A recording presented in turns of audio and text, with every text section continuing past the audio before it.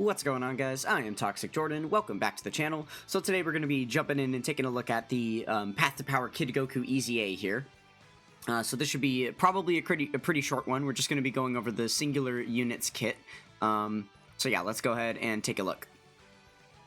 Okay, so it looks like his leader skill has not been updated at all. Yeah, leader skill remained exactly the same. Maybe there was like one additional key or something that was added in here.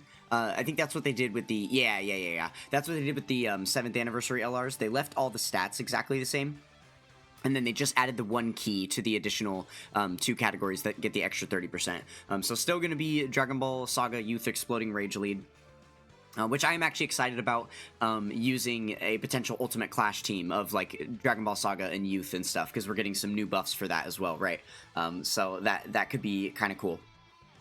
Okay, so taking a look at his passive here, we've got 159% stats in base.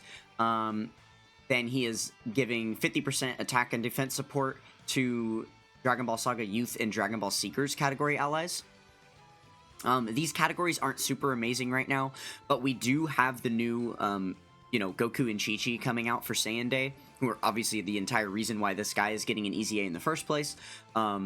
So obviously with the 3 of them being like the best 3 units on the category, and then you consider there's a couple of other units around, like the Master Roshi, the STR Bulma, right? So the Daima characters are going to be on Dragon Ball Seekers. So yeah, there could be some potentially really big buffs coming, as well as a couple of decent units that we have for now. So yeah, it could be interesting to see what kind of buffs we could get for some of these characters here. Okay, and then on super attack, he gets 159% stats. For every key sphere obtained, he gets the stacking 30%. That is the same as before. The number's a little higher, but that ability in the kit. For every rainbow key sphere obtained, he gets 10% crit chance and 10% damage reduction, okay? And then with 3 or more key spheres obtained, or 1 or more key sphere obtained as the 3rd attacker in the turn, he's going to get the 159% defense. And then with 5 or more key spheres obtained, or 3 or more as the 3rd attacker, he gets an additional chance with a 70% chance to super. Okay, and then 7 in the turn, or 5 as the 3rd attacker, he gives all allies the additional crit chance and the damage reduction, as well as 2 turns of 8% stats. Okay, I guess. I mean, these are pretty small buffs here. Obviously, 8% damage reduction is understandable why they would give like crit and damage reduction at such a small rate, but only 8% stat support? That seems so low. I mean, I guess it's just adding on to like the 50% that would already be here from the other characters. So if they made this too high, then, obviously any characters that would be on these categories here getting this buff already would just be way overtuned with more here. But I guess it's also nice that it's a 2-turn buff, right? So it does provide some support to the next rotation as well. So I guess if you have enough of these units that are all stacking up on top of each other with the multi-turn support, like if we had Glorio around and stuff too, and like Daima Goku, he could probably look pretty cool with them, with everybody just having all of this multi-turn support stuff, right? So overall, I guess. Well, okay, let's look at the rest of his kit, because the super attack effects could have changed and stuff too. He does have a couple of unit supers, right? Are these ones going to show us the... Yeah, there we go. Okay, so he's greatly raising attack and raises defense for 1 turn, and then with the unit super, yeah, if he's got a Yamcha, Master Roshi, Oolong, Bulma Youth, or Bunny Bulma. Yeah, I forgot about Bunny Bulma. That's another unit that's going to be decent on their team. Then that will proc it.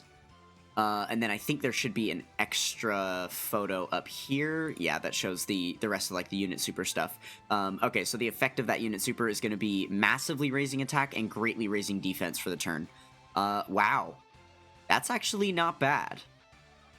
Just considering all, like, the additionals and stuff he can get, and the fact that he can get, like, all those extra stats from a lot of orbs selected and stuff. Okay, that's not too terrible.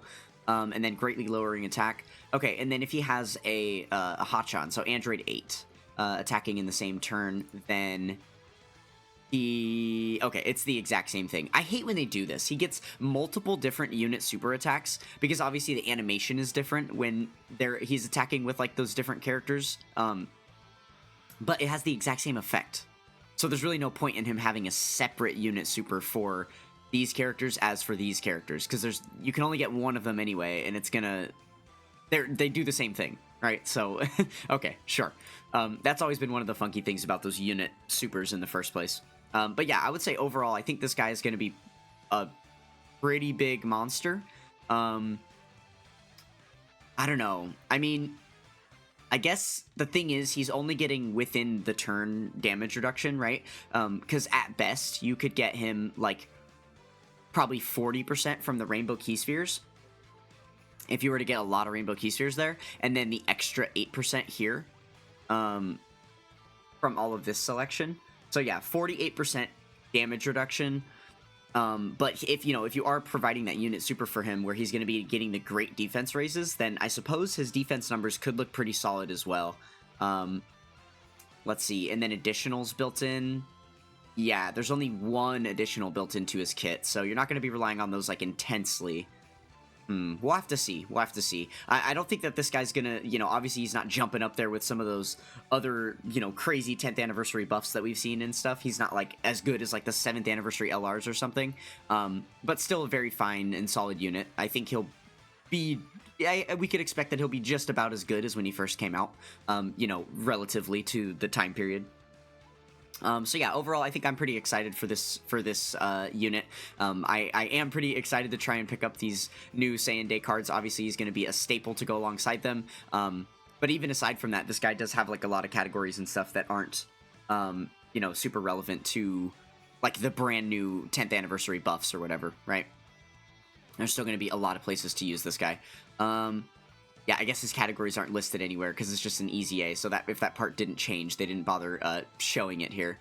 I suppose we could take a look at that kit really quick. Let's go ahead and do that. Okay, yeah, so here's all his categories here. I mean, he's on a lot of good stuff. Obviously, Pure Saiyans is really good. It seems like Dragon Ball Seekers is going to be getting a lot of buffs because of all the Daima stuff coming, so that is definitely a good one to consider. Earthbred Fighters for sure. And then again, it seems like Youth is probably getting some more buffs here and there as well. So yeah, quite a few good categories. Some of these other categories are not quite as good, not quite as used anymore. But I suppose with like category missions, he's still going to be one of the better units on most of these categories, if not all. So yeah, definitely excited for this unit. And then kind of glancing at his linking partners, he doesn't have too many like really mega top tier options for linking partners. When this guy eventually EZAs, then that's going to be a whole new story, right? But until then, yeah, that is kind of the biggest place that he's lacking, right? Is those amazing link partners. I suppose with the 4 links, then you're fine. Like we do still have this Aider. And it would be nice to see him get an EZA soon as well, too. Just because he is, like, the only Android 8 card that's going to be able to provide that unit super for the Goku there. And actually be, like, a decent linking partner. And be a support unit for his category and stuff, right? I suppose... Wait, was Kid Chi-Chi one of the ones? Oh, that's actually so dumb that Chi-Chi isn't one of them. But it makes sense because he's from the movie, right? So Chi-Chi isn't really a part of that situation. As she is so much a part of like the main anime. But yeah, that would be really, really nice, especially because the new Kid Chi-Chi card that we're getting as the banner unit for the new Dokkan Fest, right? That would be a really, really nice one. Which obviously she's still going to be a really good support unit to have on rotation with him, and she will be one of the best linking partners because I believe Chi-Chi was, yeah. So they're going to have like 5 links together, so that'll be really good. But just unfortunately, it won't proc his unit super attack to get that great defense raise. Okay, well, overall, I think that this guy looks pretty promising. Can't wait to see him in game and try him out. I don't actually have him rainbowed yet, I don't think.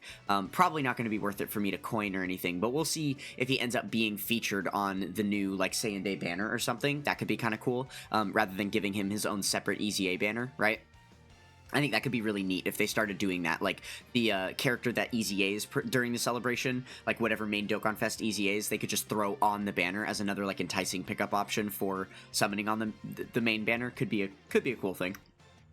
Alright, well, I guess that's all of the thoughts and info I've got about this Path to Power Kid Goku, so I'll have to wait to see him release in game. I imagine it's still going to be a couple of days after the very start of the Saiyan Day celebration. Usually they like to do that. They like to drop banners for new characters and then release EZAs, like, you know, in the days following. So it's probably still going to be a couple of days until we see this guy, but who knows? Maybe they'll just drop him later, you know, tomorrow or something. No idea, no idea. So yeah, stay tuned for this guy to release in game. Thank you guys so much for watching. Don't forget to check out the links in the description below, and I will catch you guys next time. Peace.